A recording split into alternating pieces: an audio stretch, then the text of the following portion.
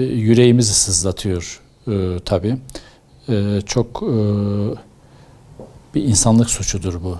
Çok üzülüyoruz, üzülmemek mümkün değil. Bu ferdin, bu toplumsal toplumun içinde olan kimse de bu konudan emin değil aile olarak. Tabii evvela şunu yapmak lazım, kabul etmek lazım. Her kurum, devletimizin her kurumu üzerine düşeni bu konuda yapmalıdır. Tabii bunun var, iki boyutu var. Bir ahlaki boyutu var bunun. Bizim bütün insanlığın problemidir bu. Sadece Türkiye'nin değil, bizim ülkemizin değil, İslam aleminin değil. Bütün insanlığın sorunu, problemi. Bizim kendi değerlerimizle bunu çözmeye, en aza indirmeye, bu toplumsal probleme bir çözüm bulmaya çalışacak olursak, bir defa bu konuda bizim dinimiz ki bu ülkenin gahir ekseriyeti, %99'u elhamdülillah mensubiyet olarak Müslümandır. Günahı kebairden saymıştır bunları. Net bir şekilde. Amasız, mamasız, lamsız, cimsiz. Ve bu inançla oluşan geleneğimizde de en ağır bir insanlık suçu, insanlık ayıbı olarak kabul edilmiş ve bu gibi hadiselere vuku bulması şöyle dursun, şuyu vukuundan beter hadiseler denerek de toplumsal önlem almaya çalışılmıştır. Bir defa işin dini değerlerine bakan yönü, problemin dini değerlerine bakan yönü ele alınarak daha eğitim seviyesinde, öğretim seviyesinde, karakterin ve kişiliğin oluşumu seviyesinde bu değerler çok iyi işlenmelidir diye düşünüyoruz. Tabii kurumlar olarak hepimizin bunda vebali var. Ben şahsen bir müftü olarak beraber hizmet verdiğim hoca arkadaşlarımla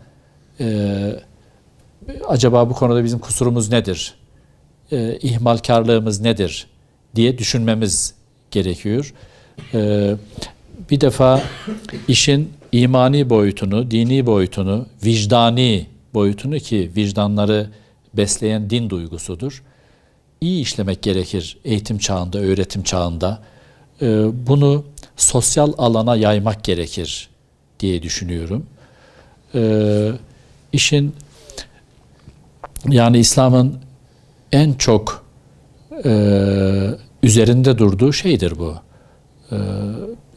Zina dediğimiz, gayrimeşru dediğimiz, bunun işte çocuk istismarından tut, büyüğüne kadar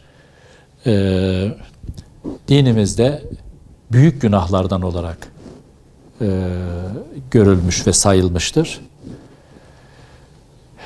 Bir tarafı da tabii sadece ahlaki boyutun desteklenmesiyle kalmamak lazım. Cezai boyutları da ki şu anda devlet kurumlarımızın, Adalet Bakanlığımızın üzerinde durduğu konu budur.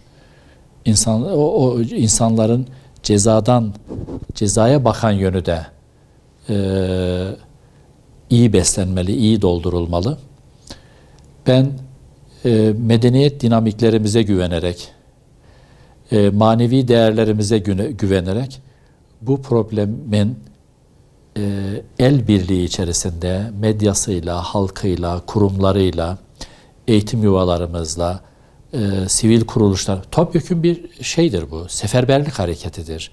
Yani artık şunu hepimiz biliyoruz ki toplumları çökertme, sömürme sadece şeyle olmuyor, askeri harekatlarla olmuyor.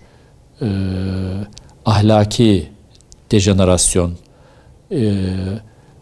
değerler dünyamıza yapılan saldırılar,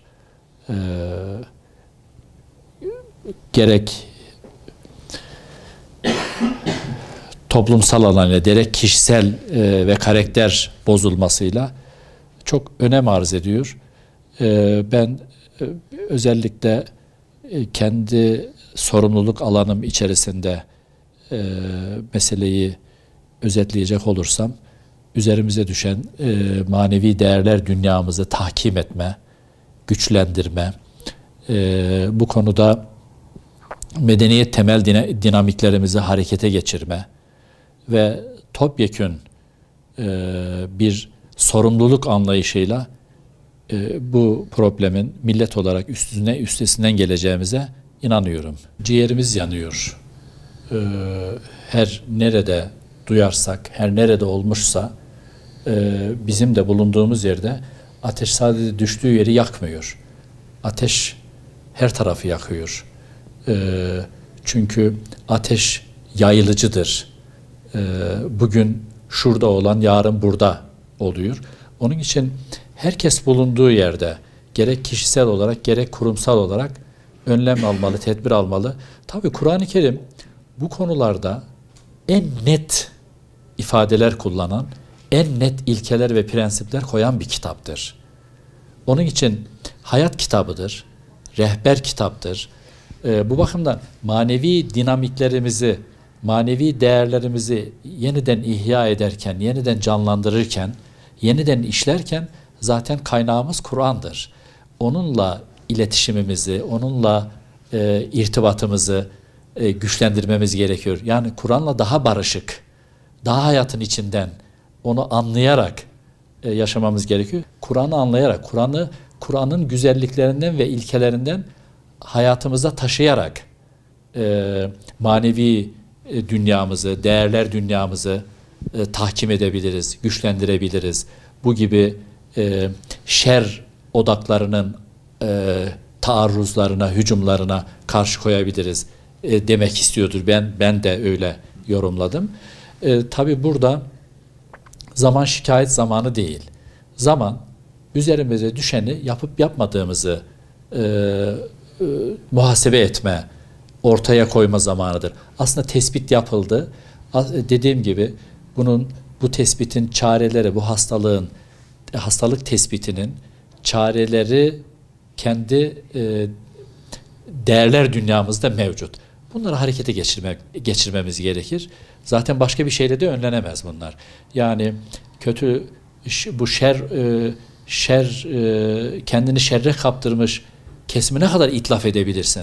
Bir toplum itlafla değil, ıslahla hayatı devam ettirebilir. Yani bizim cezalarımız da ıslah edici cezalar olmalı. Onu amaçlamalıdır ki öyledir zaten, yani hukuk nosyonunda ıslah göz önünde alınıyor. Islah etmenin en önemli yolu eğitimden geçer. Eğitim dünyamıza, eğitimi ilgilendiren, insanımızı manevi açıdan, kültürel açıdan besleyen her bir kurum üzerine düşen sorumluluğu yerine getirmelidir. Bu topyekün bir mücadele anlayışı isteyen, gerektiren bir husustur.